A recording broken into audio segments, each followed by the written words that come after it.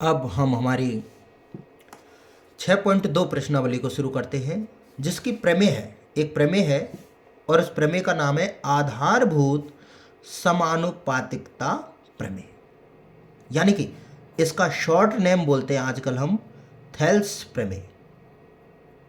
इतने बड़े नाम, यानी कि आधारभूत है, आधारभूत यानी कि बेसिक नॉलेज है किसकी? समानुपातिक, समान अनुपात वाली प्रमेय, जिसे हम कहते हैं थेल्स प्रमेय। थेल्स प्रमेय क्यों कहते हैं? कि थेल्स नाम के वैज्ञानिक थे जिन्होंने ये प्रमेय इजाद की और उसी के नाम पर इस प्रमेय का भी नाम पड़ गया थेल्स प्रमेय। तो हम ज़्यादातर में थेल्स प्रमेय का ही जिक्र करेंगे। तो ये होती क्या है थेल्स प्रमेय? देखिए, पहले इसका जो पॉइंट है उसको लिख लेते हैं हम, क्या है। हाँ जी, तो हमारी जो थेल्स प्रमेय है उसकी लाइन क्या है, देख लेते हैं। यदि किसी त्रिभुज की एक भुजा के समांतर खींची गई रेखा, एक त्रिभुज है और उस त्रिभुज में एक भुजा के समांतर खींची गई रेखा, ये कोई त्रिभुज है ए बी सी, ये कोई भी त्रिभुज है ए बी सी, और इसमें एक भुजा के, कोई सी भी भुजा, ए बी एक भुजा है ए सी और एक भुजा है बी सी, इसमें कोई सी भी एक भुजा के समांतर जैसी एक भुजा खींच रही है, आपको उसी के जैसी दूसरी भुजा मिलनी चाहिए।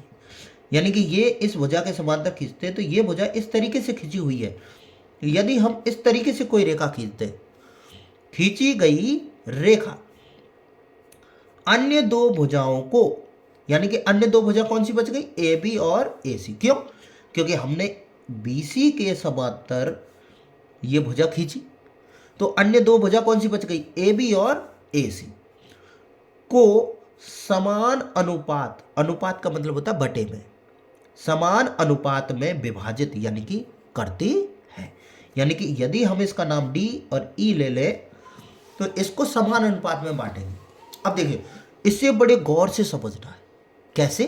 कि इसका जो अनुपात है, लिखने का तरीका है, वही अनुपात लिखने का तरीका इंपॉर्टेंट है। और उसको कैसे लिखेंगे, देखिए मैं समझा देता हूं। जो भुजा समांतर होती है, अभी हम शुरुआत कर रहे हैं इसलिए मैं ये कहूँगा कि जो भुजा समांतर होती है आप उस पर क्या कर लो, थोड़ी सी डार्कनेस कर लो, उसको डार्क कर दो दोनों भुजाओं को। अब देखिए, त्रिभुज की बात करें हम ए बी सी की, इसमें हमने इस दोनों भुजाओं को डार्क किया। डार्क करने पर ये दोनों के दोनों भुजाएं समांतर हैं, तो एक शीर्ष कोण अभी हमारे पास शेष है। देखो, हमने डार्क इसको किया, इन दोनों को, यानी कि डी और ई, बी और सी, ये चारों नाम इस त्रिभुज में आ चुके हैं, लेकिन एक नाम अभी ए बचा हुआ है जिसे कहते हैं शीर्ष कोण। तो जो अनुपात है, जो समान अनुपात है, वो ये शीर्ष बिंदु ही लिखता है। किस प्रकार? शीर्ष बिंदु जो बचा है उससे पहले समांतर भुजा यानी ए डी बटे पहले आए शीर्ष बिंदु से समांतर भुजा और समांतर भुजा से समांतर भुजा डी बी, ये समान यानी बराबर होगा किसके? जो अनुपात हमने इस भुजा का लिया है वही अनुपात इस भुजा का होना चाहिए। कैसे? शीर्ष बिंदु से समांतर भुजा ए ई और समांतर भुजा से समांतर भुजा ई डी, ई सी, सॉरी ई सी। ठीक है, यानी कि ए डी बटे डी बी बराबर होगा ए ई बटे ई सी। ये इसका ओरिजिनल अनुपात कहलाता है, सिस्टमेटिक। लेकिन अब उसने कहा है समान अनुपात। समान अनुपात का मतलब है यदि आप इस भुजा का कोई सा भी अनुपात लें, किसी भी प्रकार का, वो इस भुजा के अनुपात के ही बराबर होना चाहिए, यानी आएगा भी। कैसे? माना कोई बालक कहता है कि सर आपने ए डी बटे डी बी, यानी कि ये छोटी भुजा के बटे में ये छोटी भुजा ली। यदि हम कहें ए डी बटे, यदि मैं ए बी ले लूँ, क्या? ए बी, ए डी यानी छोटी वाली भुजा है और इसके बटे में मैंने ये पूरी ले ली ए बी, तो सेम टू सेम काम आपको इधर भी करना पड़ेगा। कैसे? ए इधर पहले कौन सी ली, छोटी, तो इधर भी छोटी लेनी पड़ेगी ए बटे ए भी ली थी बाद में बड़ी, तो इधर भी बड़ी वाली यानी ए सी, यानी कि ये अनुपात बराबर होगा। कौन सी प्रमेय कहलाती है ये, थेल्स प्रमेय। और थेल्स प्रमेय का ओरिजिनल जो अनुपात होता है वो ये होता है कि दोनों छोटी भुजाएं आती हैं, और जो अनुपात होता है वो कहाँ से लिखना शुरू करते हैं, शीर्ष बिंदु से। एक और एग्जाम्पल के तौर पर हम समझ लेते हैं, जैसे हमने ये त्रिभुज बनाया और इस त्रिभुज का नाम लिख दिया ए बी सी, और इस बार इस भुजा के समांतर ना लेकर हम इस भुजा के समांतर ले लेते हैं एक भुजा। ये भुजा ऐसे खींच रही है तो हमने इसको ऐसे खींच दिया और इसका नाम लिख दिया पी क्यू। तो मैंने कहा कि जो भुजा समांतर होती है यानी कि पी क्यू समांतर है ए सी के। यदि एक त्रिभुज में दो भुजा समांतर होती है तो उसमें हम कौन सी प्रमेय लगा सकते हैं, थेल्स प्रमेय का प्रयोग कर सकते हैं। थेल्स प्रमेय कैसे लगेगी, जो दो भुजा दे रखी है, समझाने के लिए मैंने क्या बताया, जो दो भुजा समांतर दे रखी है उनको तुम डार्क कर लो। कैसे, मैं इसको कर लेता हूँ थोड़ा सा रफली डार्क कर लेते हैं, जिसको हम गल्लागुरी कह सकते हैं। ये दोनों हमने डार्क कर लिए। अब देखिए इसके अंदर क्यू नाम भी आ गया, पी नाम भी आ गया, इसमें ए भी आ गया और इसमें सी भी आ गया। तो एक नाम अभी भी इसका बचा हुआ है, कौन सा वाला, बी वाला। तो बी से अनुपात लिखेंगे। तो बी से कैसे लिखेंगे, आप इन दो भुजाओं का अनुपात लिखेंगे। क्यों, क्योंकि डार्क तो आप इन दोनों को कर चुके, इनका अनुपात नहीं आएगा, इन दोनों का आएगा। कैसे, बी क्यू और बटे में यहां से छोटी वाली तो यहां भी छोटी वाली क्यू सी, तो इधर दोनों छोटी ली तो इधर भी बी पी बटे पी है, बी पी बटे पी है। ये इसका अनुपात कहलाता है। ये हमारी है थेल्स प्रमेय। और यदि हमारा थेल्स प्रमेय में अनुपात लिखने का तरीका यदि हमें आ गया तो ये समझो कि प्रत्येक सवाल बहुत ईजी है। इसको बड़े गौर से देख ले कि किस तरीके से आता है। मैं दोबारा बता रहा हूं कि यदि कोई त्रिभुज में एक भुजा समांतर है तो आप उस भुजा को समांतर को डार्क कर लो समझने के लिए, और डार्क करने के बाद उसके चार नाम आ जाएंगे जो भुजाओं पर रखे होंगे, और उस त्रिभुज में एक पांचवा नाम रह जाएगा और वहीं से अनुपात लिखना शुरू करेंगे। तो यहां से चला तो B Q Q C, B P P, इस तरीके से। ठीक है, अब हम हमारी प्रश्नावली जो है हमारी, उसमें एक चीज और है। क्या है कि सीधा यानी कि थेल्स प्रमेय कौन सी है कि यदि एक भुजा के समांतर खींची गई रेखा शेष दोनों भुजाओं को समान अनुपात में विभाजित करती है। और एक प्रमेय और है हमारी थेल्स प्रमेय का विलोम। विलोम का मतलब है उल्टा। उल्टा कैसे, देखो अभी हमें उसने समांतर भुजा दे रखी थी, समांतर खींची थी हमने, तो हमने समांतर भुजा का प्रयोग करके अनुपात को बराबर कर लिया। लेकिन यदि किसी सवाल में हमें पहले से अनुपात बराबर मिल रहा हो तो हम उसको वापस यानी विलोम कह सकते हैं कि जिस भुजा से वो अनुपात मिल रहा है वो दोनों भुजा भी समांतर होंगी। यानी कि समांतर भुजा से अनुपात लिख सकते हैं और अनुपात से समांतर भुजा भी लिख सकते हैं। तो ये दोनों एक दूसरे के व्युत्क्रम है, विलोम है कि समांतर भुजा है तो अनुपात लिख दो और अनुपात है तो आप समांतर भुजा लिख दो। तो इसके बारे में हम चर्चा करेंगे हमारी प्रश्नावली के प्रश्नों में। ठीक है, तो प्रश्नावली शुरू करते हैं हम 6.2। अब देखिए, अब हमारी प्रश्नावली 6.2 शुरू करते हैं। और 6.2 में सबसे पहले क्या दे रखा है, पढ़िए गौर से, कि आकृति 6.17 फर्स्ट ये वाली है में DE समांतर दे रखी है BC। इसको हम लिख लेते हैं और आकृति को बना भी लेते हैं कि 6.1 में क्या दे रखा है। तो सबसे पहले उसने दे रखा है एक त्रिभुज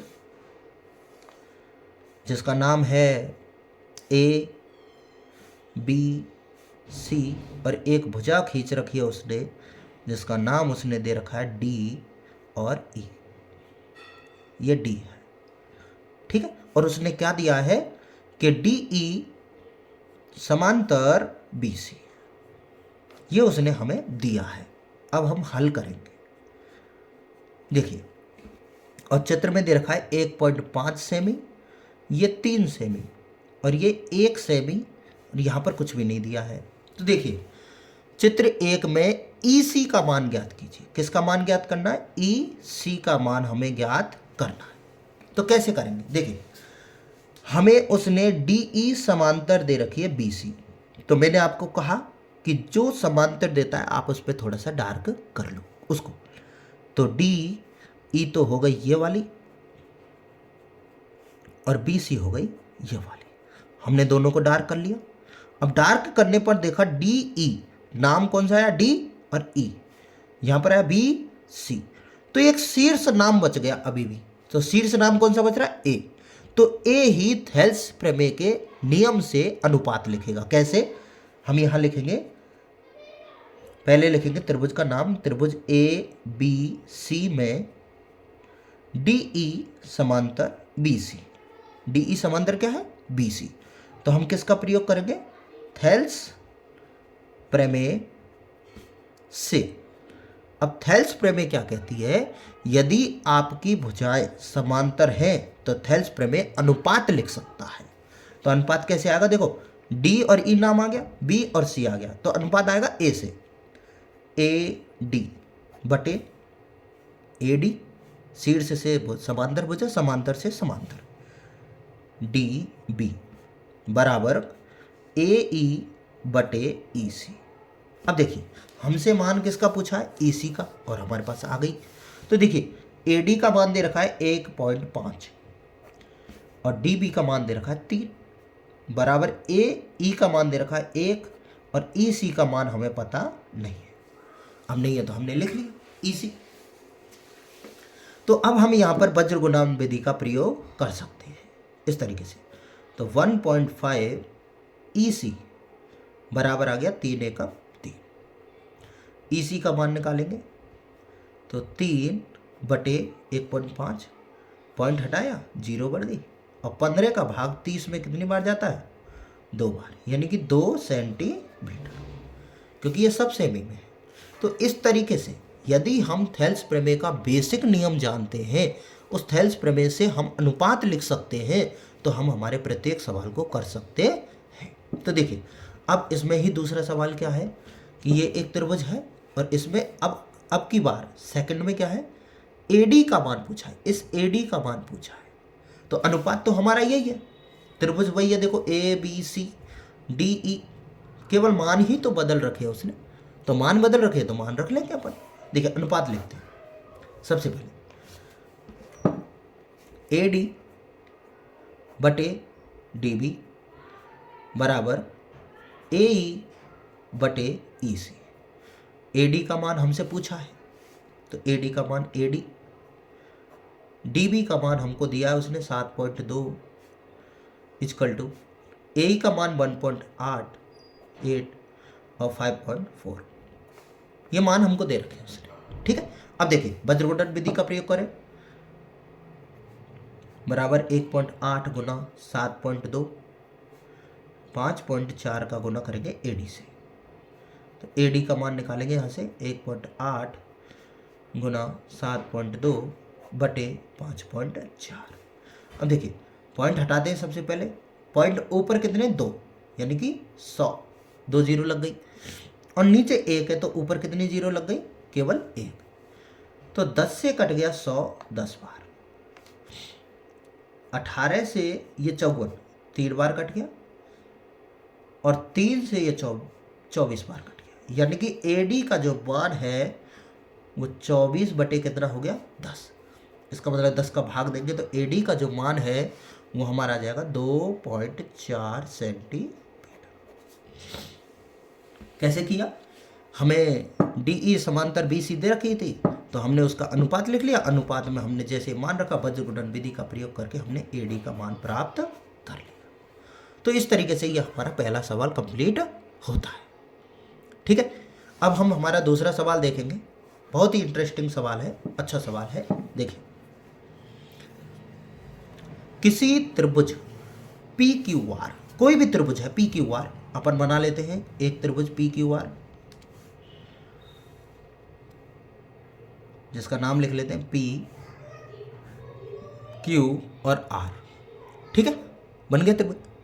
अब इसके बाद क्या कह रहा है कि भुजाएं पी क्यू और पी आर, एक तो भुजाएं ये पी क्यू और एक भुजाएं पी आर, पर ई और एफ बिंदु इस प्रकार है, इस पर तो है ई और इस पर है एफ, बिंदु इस प्रकार है स्थित है कि निम्नलिखित में प्रत्येक स्थिति के लिए बताइए कि क्या ई एफ, ये जो ई एफ है,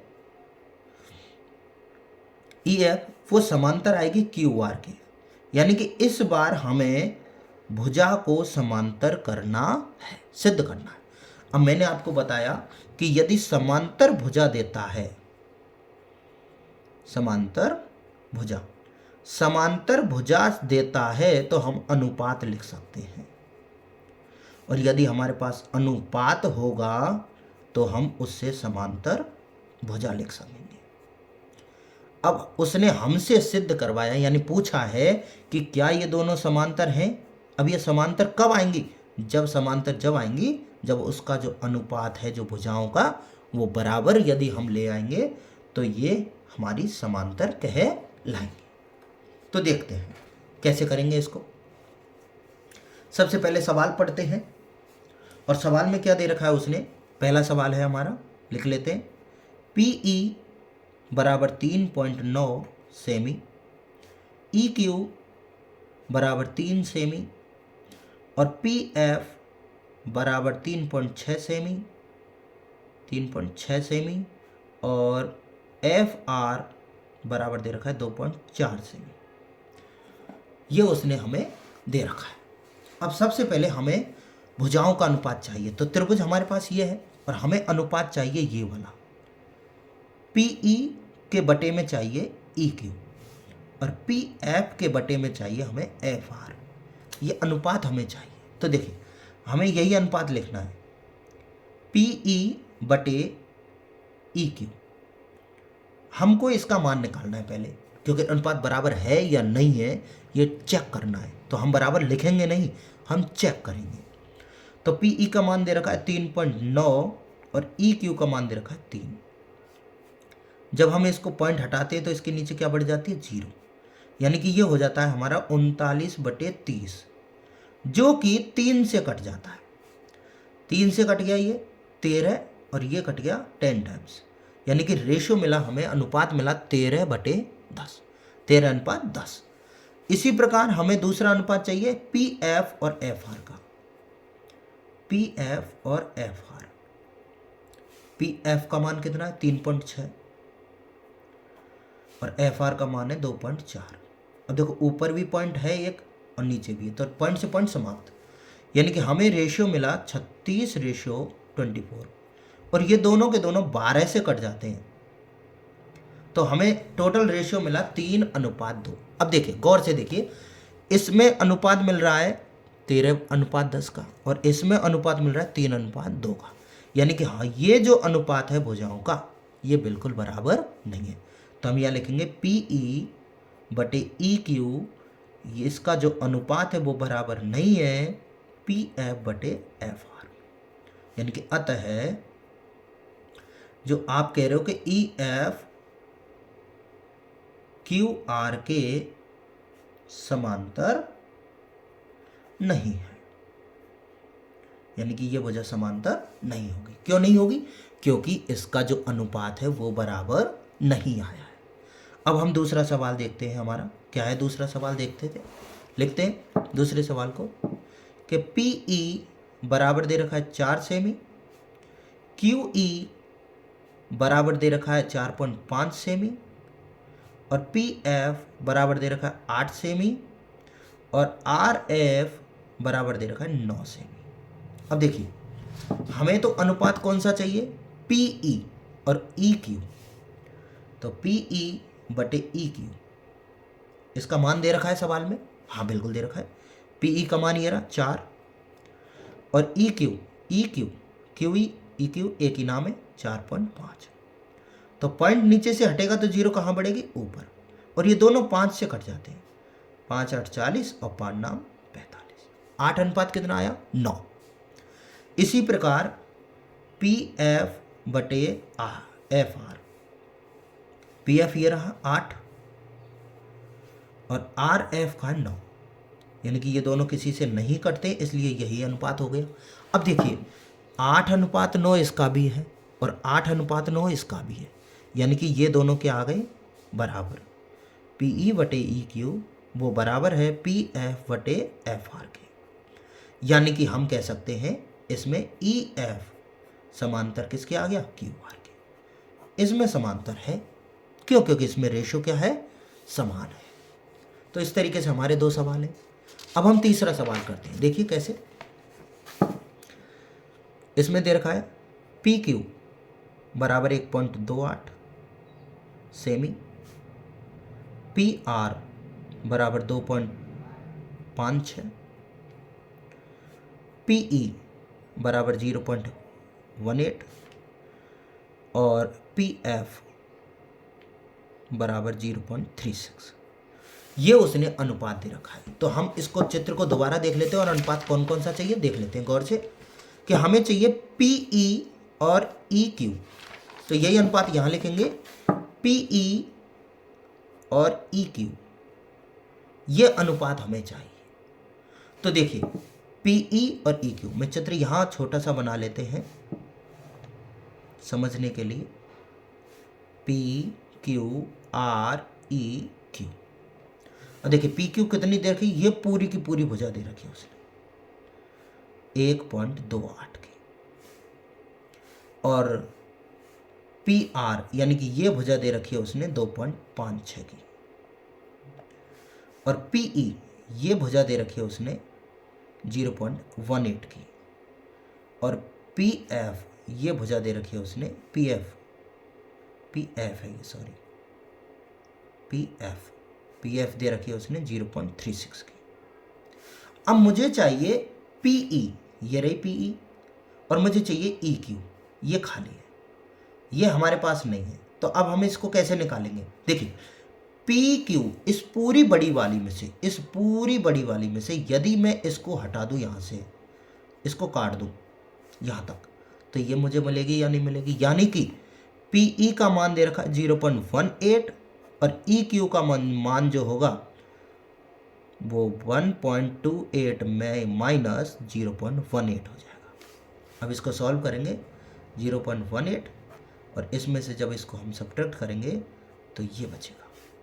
ठीक है, 28 में से 18 गए 10, पॉइंट ऊपर 2 अक्षर नीचे भी 2 अक्षर, 18/110, और 2 से कट गया ये कितनी बार। ठीक है, अब ये कट गया।